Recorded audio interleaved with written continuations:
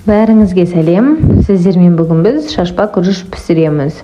Бірінші каструлямызға майымызды құйып, жақсылап қыздырып аламыз. Немесе сковородкаға істесеңіздер болады.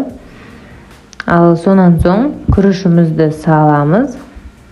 Негізі күріштің суын жақсылап сырғытып алған дұрыс. Осылай күрішіміздің бәрін салып майымызға оны араластырамыз. Араластыру уақыты 30 секунд немесе 1 минуттай араластырсаңыздар жетеді. Жақсылап араластырып алыңыздар. Ал араластырып болғаннан соң үстіне қайнап тұрған суды құямыз.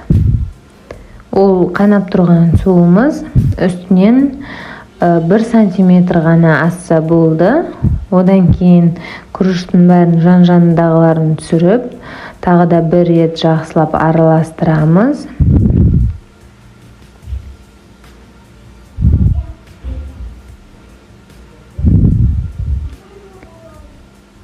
Ал араластырып, осылай тұзымызды салып, дәмін келтіріп қоямыз.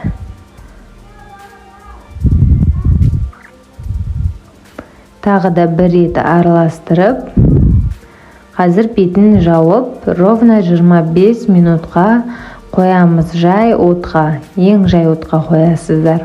Бетін ашпайсыздар. Өзі тұп-тура 25 минуттан соң пісіп шығады. Ал міне пісті біздің күрішіміз, шашпа болды. Прям бір-біріне жабыспай әдемі болып тұр.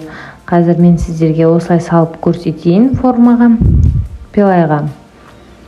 Осылай гарнирге берсеңіздер болады.